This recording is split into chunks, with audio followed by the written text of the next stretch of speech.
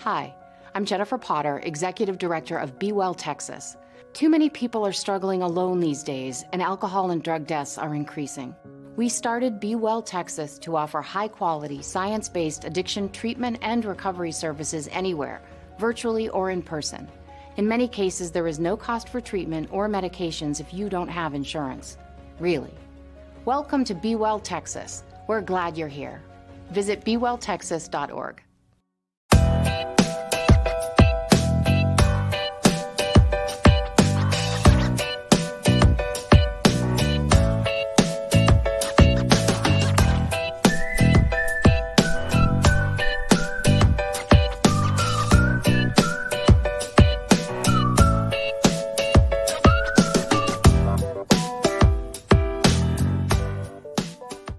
To March 2 of the pod. This is the post-game edition. Season 2, episode 11. We are live after the Cats 31-14 loss to Western Kentucky tonight. It has been a bad sports night in this house. Not only did the Cats lose, which Gabe took pretty rough. The Mets are losing, and my wife's taking that pretty rough. So please give us your comments, give us your feedback. I'm checking to see if we are live on Twitter. I hope that we are. I believe that we are. In fact, I now know we are. So good news. It worked this week. Producer's doing his job a little bit. Hey, Ben's going to join us in a little bit. Before he does, we're going to recap the Bearcats 31-14 loss to Western Kentucky. But he's coming in, guys. He's got updates. We got questions from the post-game press conference, and hopefully he's getting answers at the post-game press conference right now. I'm your host and producer, Corey Hogue, the non-FBS insider at Dave Campbell's Texas Football. Find me on your favorite social media channel at Corey Hogue Sports. The knowledge of this show will be joining us soon. He is the creator and manager of Sports of SHSU. That's all one word on Twitter and Instagram. The chief operating officer of the Ket Fund, and proud Bearcat alum Ben Sorrells, who will join us as soon as he gets in his vehicle headed home from the press conference. That's right. Safety first. Start off. We're going to recap the game until he arrives here and start off the game. Bad news, injury news to begin with. No Noah Smith tonight. That he was out, and Simeon Evans came in. But you know what? Simeon Evans actually played a pretty good game. And he got the Cats on the board with 14:50 remaining in the second quarter. 3rd and 7 now for Hunter Watson and the Cats offense. Mishandled the snap, screen to the right side, first down yardage and more. Simeon Evans stretching. That was a fantastic play right there by Simeon Evans. And we're going to kind of go through this again. If you're watching live on Twitter, if you're listening, I will try to describe it. First off, it starts with Hunter Watson kind of dropping the snap right there. Didn't really mess with the play, but it was a screen pass, and immediately Western Kentucky did not do a good job of diagnosing this. You've got 3 offensive linemen headed out with 2 other blockers, a tight end and a receiver already out there, and there's only 3 defensive backs in that area. Watson dumps it off. However, doesn't mean the blocking was 100% perfect on that. There was a guy that came in a little untouched. Simeon Evans took care of that, made a cut, and then he and Ethan Hagler raced to the end zone there for the touchdown. That was tied the game at 7. It really showed a lot for the Cats at that point in the game. Second touchdown of the day for the Cats. Began with a good return by Zach Herbachek. Looked like he was going to be down. Looked like he was going to be stopped inside the 20. He made a really good play. And then right after that, we got treated to this outstanding play. Is beautiful today. Western Kentucky and Sam Houston trying to stay undefeated in Conference USA play. Got a 10-7 matchup now. And this is going to be Hunter Watson to the tight end. He's open and up and over. Elijah Stone. Didn't know he could do that. Yeah, we talked about his athleticism as a swimmer. Well, Okay. up and over, showing those Alito moves right there. Oh, Lowell Galindo did not know that Elijah Stone could do that. And what a job he did as we watched the replay of this again on Twitter, Facebook, or YouTube. If you're joining us live, again, get your comments in. We will go over them here after we get the recap, and get your questions in for Ben after this game as well. But right here, just that hurdle play was fantastic. And what a beautiful hurdle it was. It didn't look that way necessarily on the first time. When they show that hurdle from the front angle, he got his leg up. That was a beautiful job for the former swimmer there. Here, this is where he goes up. Perfect hurdle form right there over the defensive back. Kept his footing. Not really. Okay, he came down. But still, what a great play there by Elijah Stone. And that brought the score to a 14-10 lead with 8:46. Or no, I'm sorry. That brought the next play, Michael Phoenix, the second, brought the score to 14-10, gave the Cats their lead 14-10 with 8:46 remaining in the first half with this touchdown. Of the season for Goodry, who's a great story. His development a little slow, had to wait for his turn. An injury last season allowed him that opportunity, and he has been nails. There's the catch in the flat. Phoenix turned it on the Jets. Michael Phoenix and the Bearcats take the lead.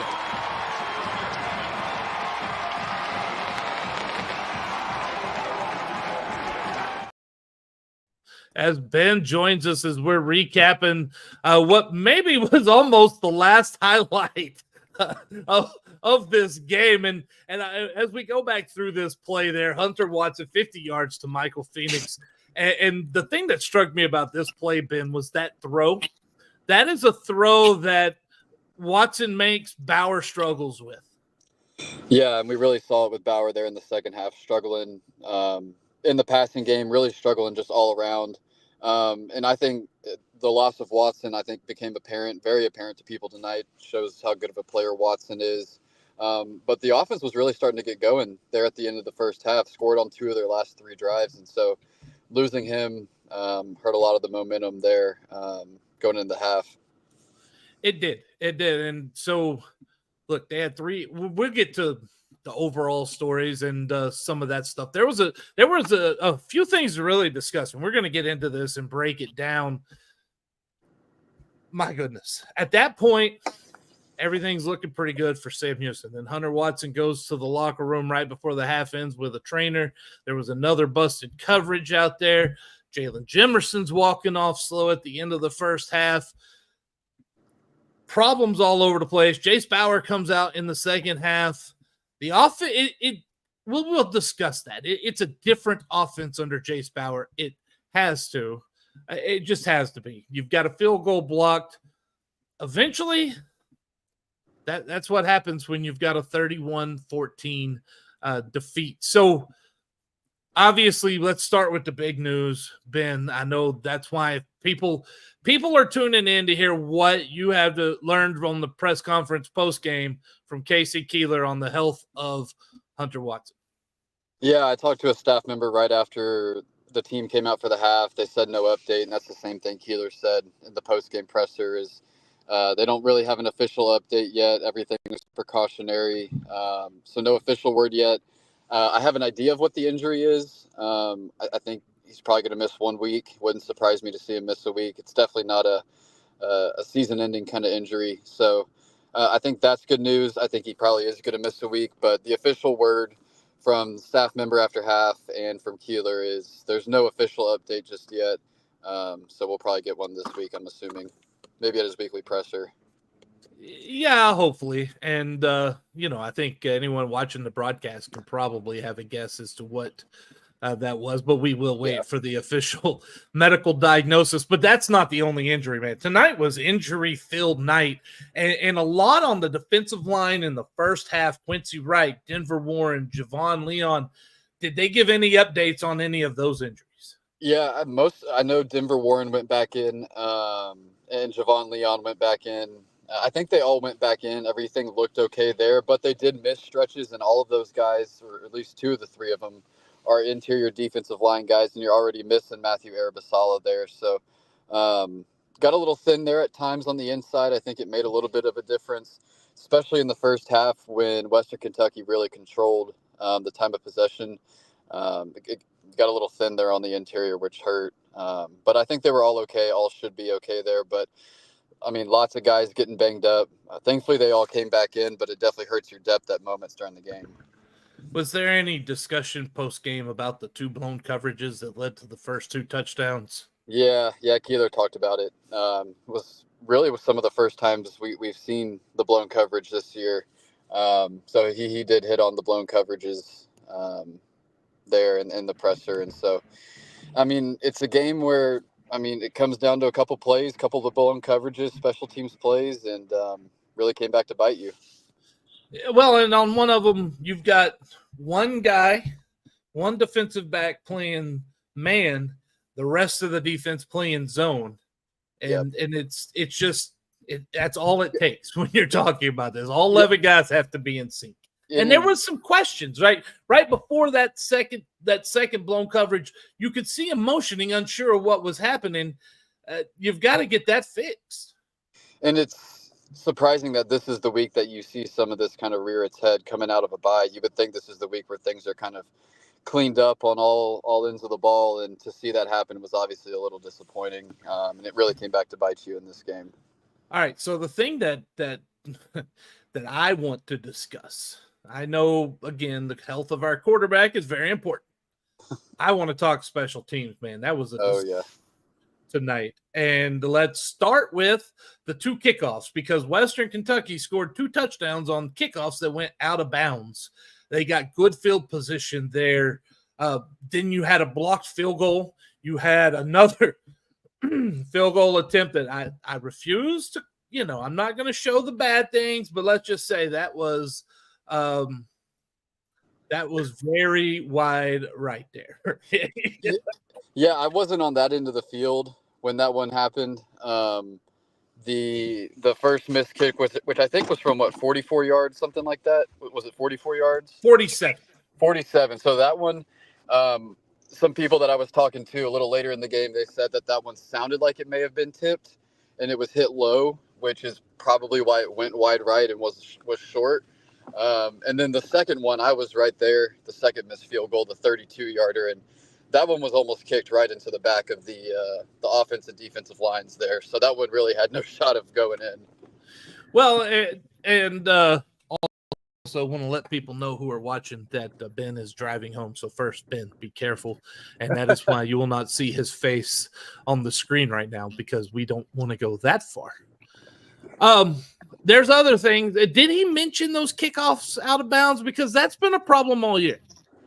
Yeah, no, I didn't ask him about it. I actually was only in there for part of the presser. I had to go talk to some people for some Cat Fun stuff and other stuff going on. So not sure if he talked to that point, but I'll have to go back and listen to the rest of it. If he didn't, I think it's definitely something that's worth bringing up in the midweek press conference, because it's become a huge concern. I mean, Mike Craven tweeted it during the game. I think Sam Houston is at 10 kickoffs out of bounds at this point. And Christian Pavon's done a good job for the most part this year, but I think not having Colby Sessoms tonight finally reared its head. All-conference kicker from last year, was probably going to be the best kicker in the league this year. So not having him is maybe starting to rear its head a little bit.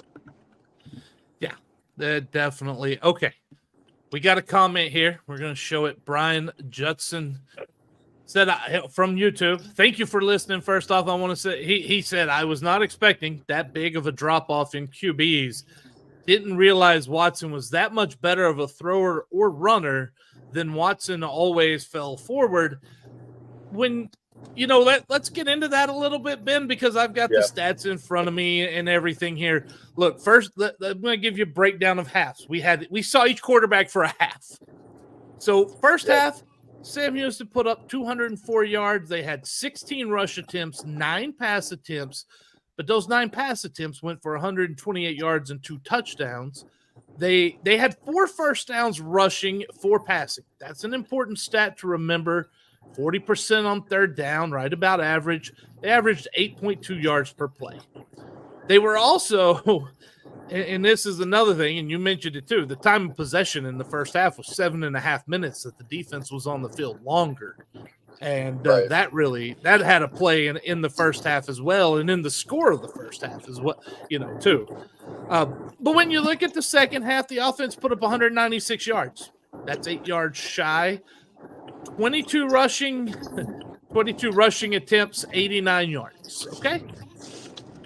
Yep. 22 attempts. Here's the other problem, though. They had to throw the ball 23 times. They got behind, didn't really have a choice, couldn't keep running the ground and pound game. 23 pass attempts, 107 yards. That's where it all fell off.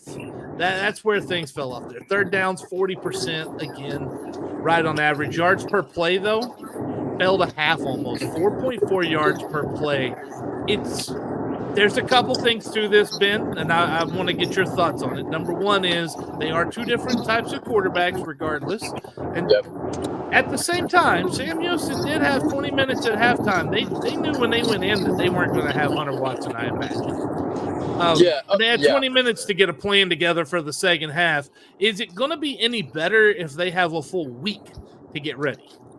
I think so, just for the fact that you could probably get Bauer first, and this is all assuming Watson is out next week. I mean, we'll find out more this week, I'm sure, but I think it'll be a little better. I think Bauer is probably a little better than what he showed today, but if you give him a full week of reps, I would think the hope is that he's going to perform better than he did in the second half. And the second half stats, I mean, they're somewhat similar to the first half, not as good, but a lot of those, if not most of them, are empty stats. Western Kentucky had their 2s in for the final couple drives. You were able to move the ball a little bit before it stalled out. So a lot of those are empty stats. And then I know he mentioned, too, the drop-off between the 2 quarterbacks. I mean, there's a reason why the staff felt after spring ball and during the summer that if Hunter Watson was healthy, he was going to be the guy. I mean, he proved it during camp. It was shown. And that's why he was the starter, because he was the better player. And so I think we see that now, and I think we see that the offense was better suited for Watson. I think you're going to have to change things some for Bauer. Like you said, they're different QBs. So we'll see what the game plan looks like going into next week, assuming Watson's out. But, I mean, Watson's a legit guy, and losing him is a big factor. And then the final point I'll make is there was one drive that was sustained in the second half with Bauer. That was the one where the field goal got blocked, the 32-yard field goal. I was there on that end of the field, and it was a 33-yard screen play to Jay Ducker. Crowd was really starting to get into it. You had a chance to take a lead, and then you go into a timeout, and there's a Western Kentucky injury on back-to-back plays, and it just felt like you lost all momentum. The crowd's really into it. Long break between quarters. You run one play. There's an injury that takes 5 minutes for Western Kentucky, and it just kind of felt like the energy got drained from the building, and then you can't get a first down there, missed the field goal. So not that it's an excuse, but the timeout, one play timeout, just kind of felt like it ruined the momentum on the one drive you did have that was moving. Yeah, I thought the field goal block, then the touchdown, and then a fumble and a touchdown, at that point, you knew the game was over. Oh, yeah. You knew what the outcome of this one was going to be. So here's a question I have for you. Okay. Can we say anything definitively tonight about where the program stands in relation to the top of Conference USA, knowing that teams like Liberty and Western Kentucky and Jacksonville State are there? We believe. We believe that they're the top. We believe Sam Houston was there, but even in the first half, I got to tell you, it didn't feel to me like Sam Houston was ever in control of this game. And I think we see that there is still, while they are much better this year, and I don't think there's any doubt they're going to make a bowl game, there's still work to do for the program in their second year at FBS. Yeah, it's a good point you bring up. I feel like the fan reaction is like the sky is falling. We're going to go 0-12 or 0-5 the rest of the year. Like this team is terrible again, which I don't think is the case. I mean, you had a chance to go up at the beginning of the fourth quarter on a very good football team, maybe the best football team in this conference.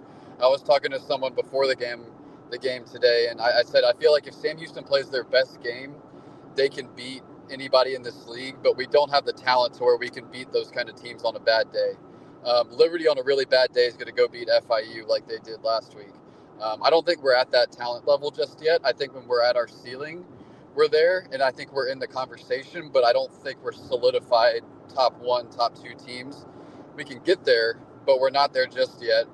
The sky's not falling. This is still a good team. They're going to go to a bowl game. But they might not go 11-1 or 10-2 like we thought they might, and that's okay. I mean, if this ends up being an 8-4, 7-5, 9-3 team, I think it's still a good year. So, I think they're getting towards being in the mix. But to be in that mix, they have to play their best game every single night. Tonight was not their best game.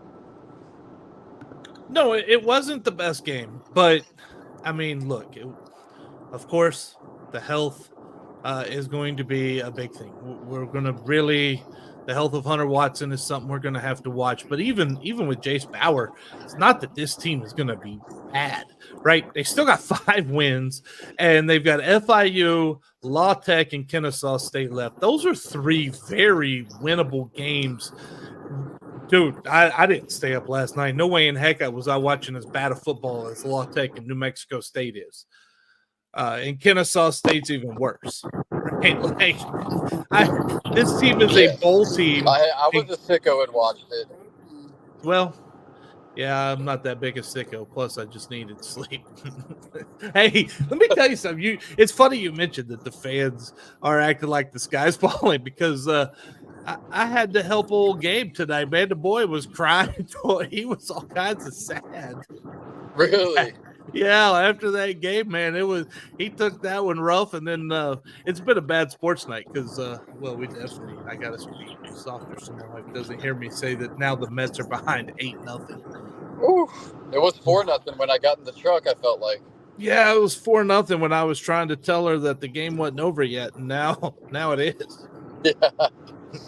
Ooh, rough. It's been one of those days. Hey, while you focus on driving here, let's take a moment and tell you some things. That first off, we are a podcast on the Republic of Football Network and an extension of Dave Campbell's Texas Football.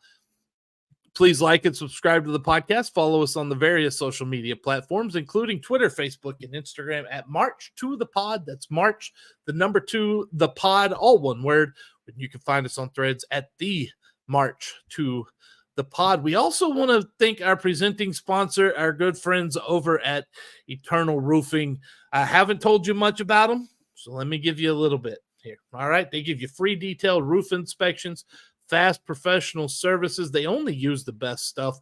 They don't just do roof work either, right? They do general contracting services, gutters, garage doors, floors, woodworking.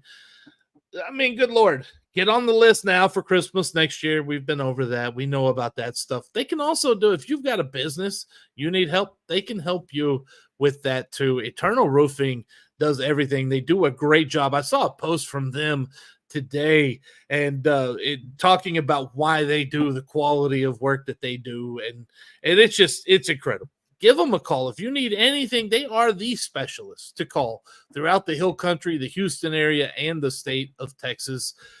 Hill Country, that area code 830-251-5673. Montgomery County is area code 936-215-8539. Or you can email Taylor at eternalroofingtx.com. If you're watching live, you can see all of that on the screen. And we'll bring Ben back in here as we talk about the Cat Fund. And I opened the show today talking that Noah Smith was injured and would not play tonight. And that information was exclusively on the Cat Fund well before it was put out in public. So for anyone who's like, man, I want to know that, how do they get involved with the Cat Fund? Yeah, cat-fund.com. You can sign up and become a member there. As little as $10 a month, and everybody gets access to the exclusive content about a day ahead of the game, or today's game. Talked about the Noah Smith news, and that we see a lot more Simeon Evans there kind of in his place in the slot. And so everybody gets access to the exclusive content. And then, of course, we've got our big golf tournament and auction going on Friday. I've been talking a lot with Coach Chris Mudge. Saw him tonight. Got to see him and the staff and some of the players, talk with them, which was good to see and talk with them ahead of the auction and everything, and golf tournament going on Friday. So a lot of good stuff going on there to be able to support our men's basketball team. And then other stuff too. I mean, we've got our Took Back Texas hats that are still on sale. You can find that info on the Cat Fund Instagram, Twitter page, on Facebook. And then we've also got our Cat Fund merch if you're a member at certain tiers. So definitely want to sign up and become a member. We've had a lot of really positive momentum the last few weeks. So we want to be able to keep it going and to support these athletes. My goodness, Ben, I remember when this was just like an idea, and we were discussing it a few years ago, and the fact that it's gotten to the point it is just a great job by everyone involved. Definitely what you want to get involved with, cat-fund.com, right? Yep, that's it. All right. Hey, got a couple slides here. I'm going to show a couple photos because there's a couple other things that we need to talk about from this game, and that is the fact that can't say the refs hurt Sam Houston tonight. There were a couple of plays. I just want to discuss them here.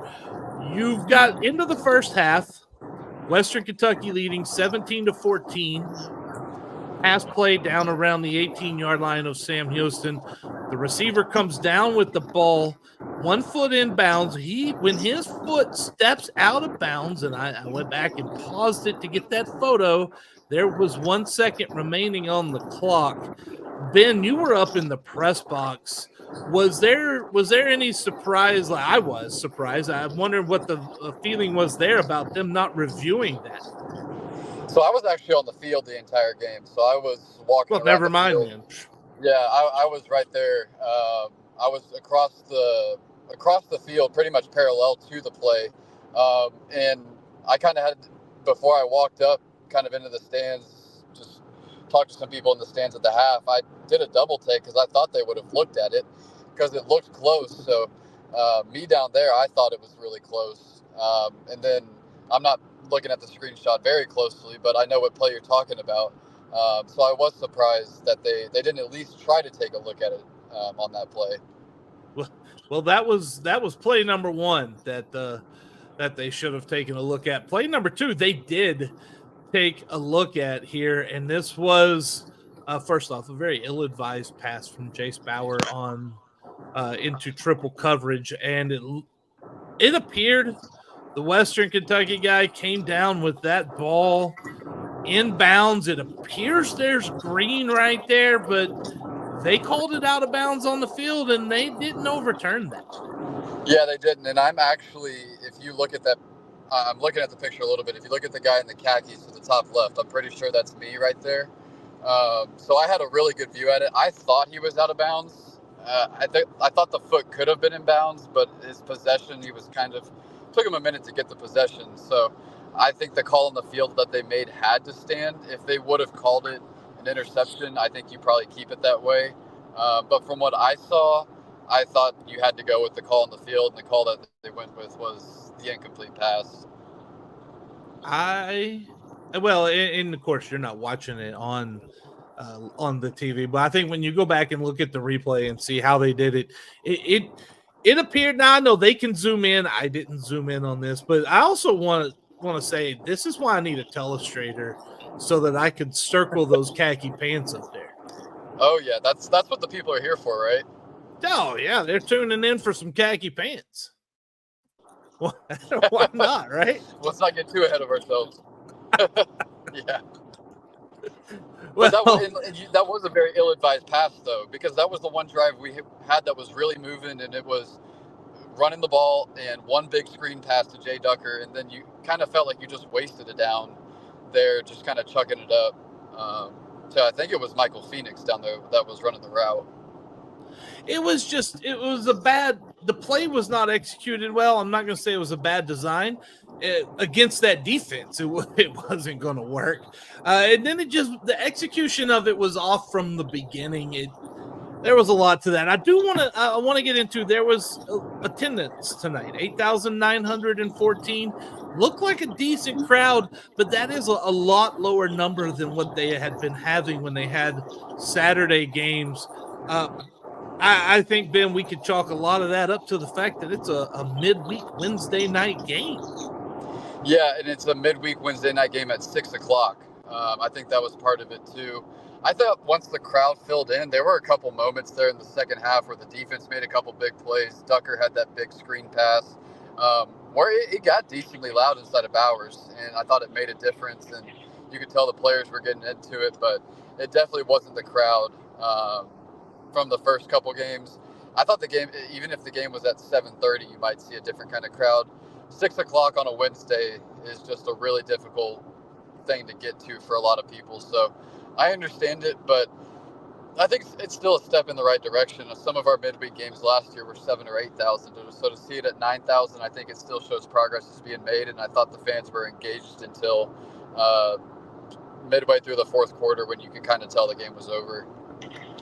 Yeah, no, I by no means am I bashing the fans, because if it's a midweek Wednesday night game, I'm not wanting to go there either if I'm a fan, right? Like, and a lot of the fans live in Houston. You want to try to get out of Houston at 6 o'clock at night, good luck.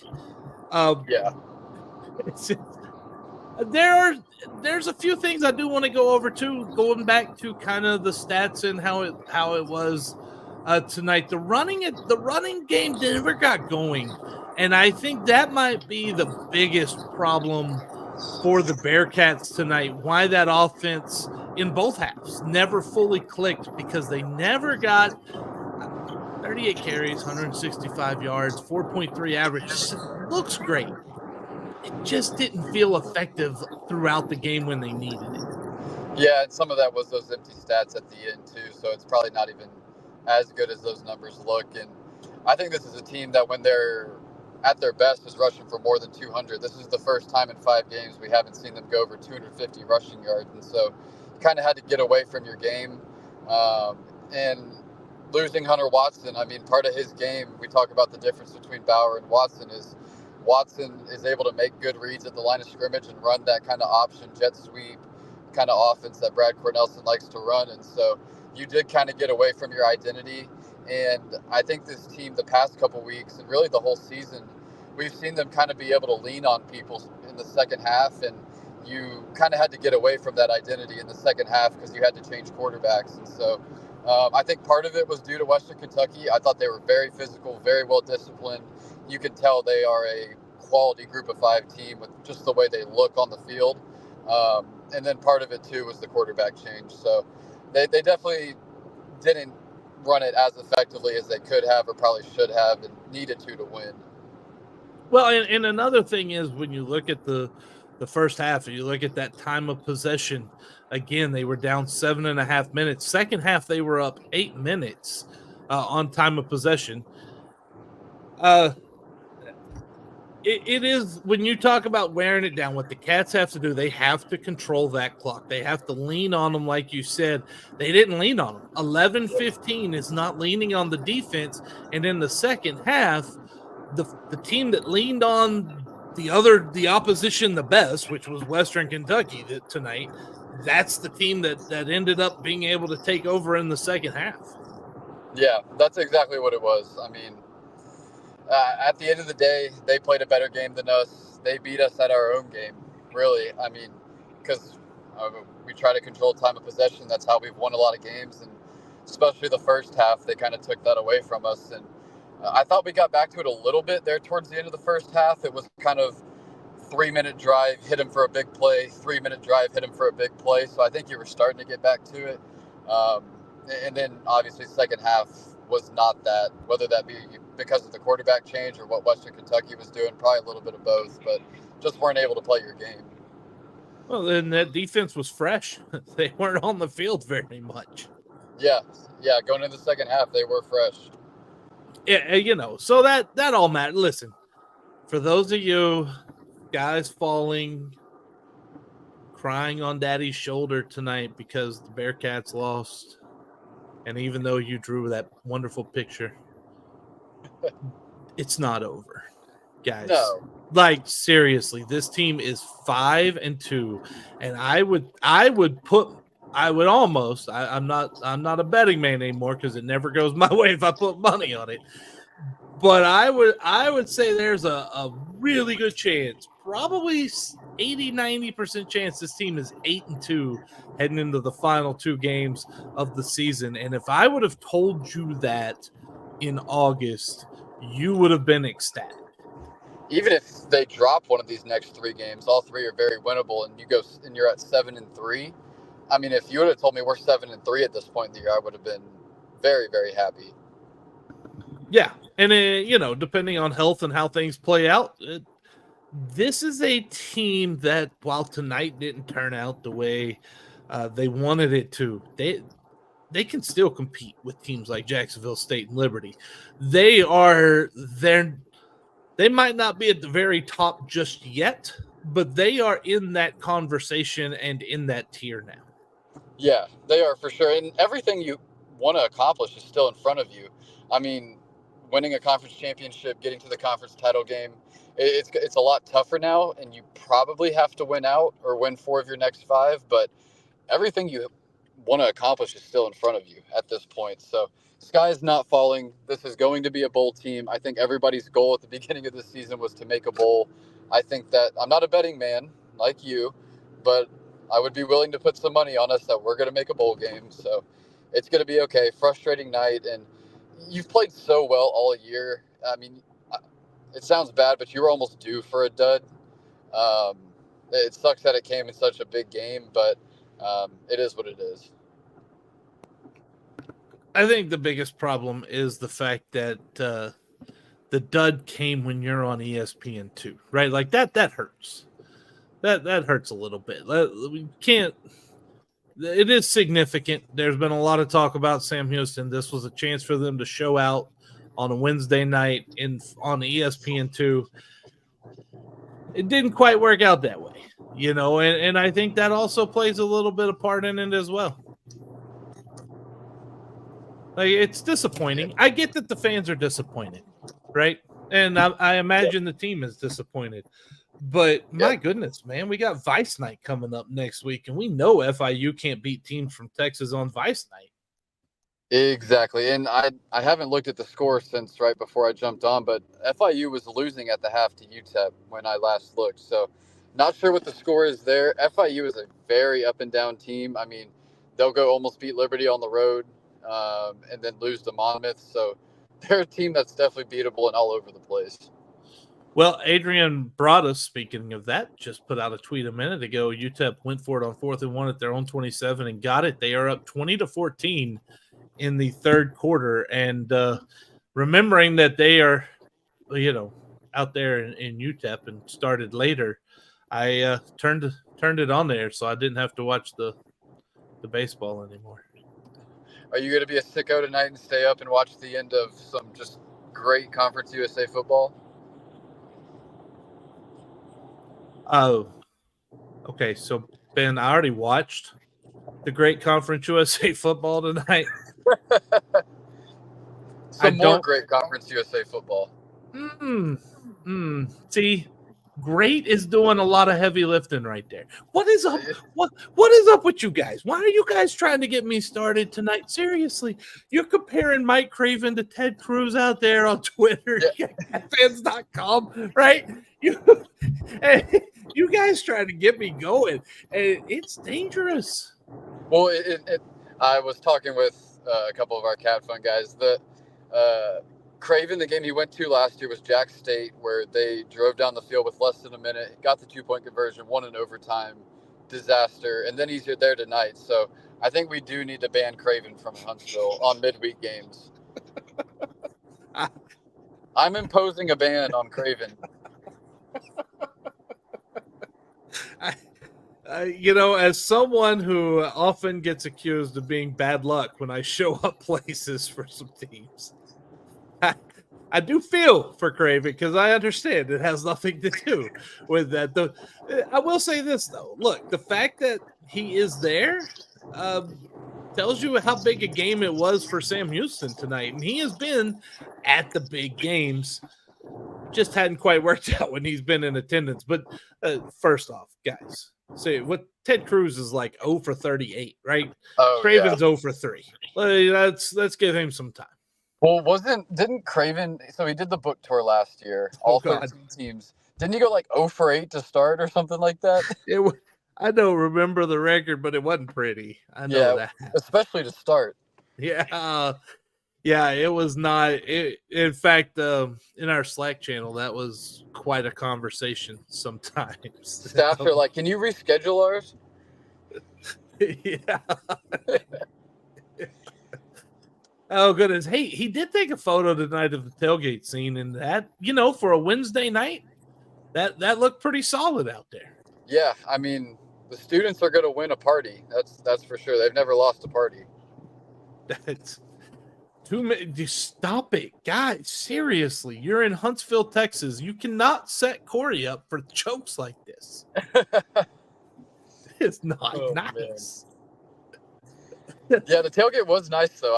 I mean, I got to the stadium early. I got there probably about 4:30, and tailgate scene was good. I mean, especially for a Wednesday night. I mean, it's about as good of a tailgate scene as you're gonna get there. Yeah, definitely. Okay, so let's go over some more things from this game. And as we mentioned earlier, Cat Fund had the exclusive earlier. And quick update: 3 minutes to go in the third. UTEP is up on FIU 20-14. You mentioned that Noah Smith was out tonight. Simeon Evans was getting the start. This was something, and I thought this was really smart of the coaching staff. They built that into their game plan from the start. Evans was huge as far as being a part of that plan, rushing the ball. He really filled the part of Noah Smith, and he did it about as well as you could ask him to do. Yeah, he did. I really don't think there's much of a drop-off in talent production. I think it's more of depth, and you can't get guys as many breathers as you want them to typically during a game. And I thought they used Evans really well. Simeon's just continued to develop as a player these past couple of years. He transferred in from, I believe it was Air Force. He was a quarterback there, transferred in here, played quarterback as like a third, fourth string guy, converted to receiver. He's been very good. They even mixed in a play where I think he threw it to, I think it was Jace Bauer there in the second half, where they threw it to him and then he threw it back. And so they really tried to involve him in there, and I thought he did a good job. His total stat line tonight, he was 1 for 1 passing for 1 yard, rating of 108.4. He had let's see, 1 carry for 11 yards, 5 catches, 59 yards, a touchdown on 6 targets.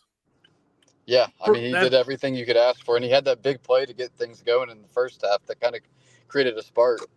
That is quite a bit of production right there. Another one, I want to give a shout out to Trey Fields. 11 solo tackles, a quarterback hurry. His name was all over the place. That might be, as far as like a middle linebacker goes, that dude is solid when it comes to making tackles. Yeah, him and Caleb Weaver, it felt like they made every tackle tonight. I think they combined for 20 together. But Trey Fields is a guy that doesn't get a lot of publicity. He's waited in the wings behind a lot of incredible linebackers over the last few years, mainly Trevor Williams and Kavian Gaither. And he's really shined this year. I mean, I think he's our second leading tackler. He's played great second linebacker there besides Kavian Gaither. He's had an incredible year, and it really showed up on the stat sheet tonight. Yes, it did. So, okay, hey, now that the game's over, we did this post-game. My goodness. All right, Corey's just got thoughts, and that's not good. So, versus the spread, Ben, you said the Cats would win 31-28. Vegas said the Cats were a 2.5-point favorite, over under 56.5. You had the Cats to cover and over. That did not work out in anyone's favor. So you go to 5-2 versus a spread 4-3 on the over and under. And I'm sorry I jinxed you, Sam Houston. I had the Cats winning 28-24, so I had a cover, and I had the under. So against the spread for Sam Houston games this year, I'm 2-5. Ooh, Yeah, Corey, 2-5 on the over/under as well.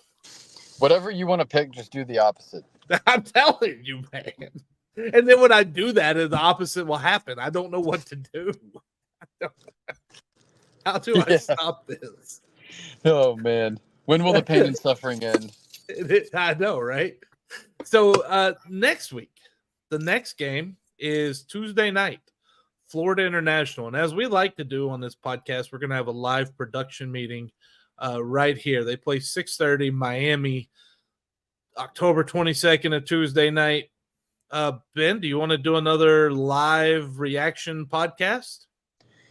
Yeah, I'm trying to think. Tuesday night. Yeah, I think that works. I don't think I have anything else going on. Won't be there. Some of our Cat Fun people will be there. They're making the trip to Miami. But yeah, Tuesday night, I think we could do it. I have another thing because, again, we love to do this live on air, so why not? There is a way that we could have the game going and give live commentary throughout the game if you're interested in going that far. Or maybe even like a halftime and post game thing. 10 minutes at half, and then we'll follow up post game. Yeah. Hey, look, we'll talk about it and see. I tell you what, if you're listening, you guys let us know what you want. All right. Let us know what you want. Anyway, thank you guys so much. Do what? I've got a listener story too before we hop off here in a second. You bet. I was walking in or from the parking lot to the stadium, and I had a guy come up and recognize me from the podcast. So that was pretty. He's a Cat Fun member too. So shout out to 1836 Cat. I think that's his Cat Fun or Cat Fans handle. Not 100% sure, but shout out to you. Very nice. Very nice. Again, we want to say a big thank you to Eternal Roofing, our friends Taylor Andrus and crew over there. Thank you so much for sponsoring this podcast. Thank you to you, Ben. Thank you to all of you watching and listening. Without you, none of this is possible. Ben, this was fun. We're going to do this again next Tuesday. We're going to need to do it after a win. So take us out with something that's going to get us a victory. Yeah, eat 'em up, Cats. The sky's not falling. We're going to win next week. The sky's not falling.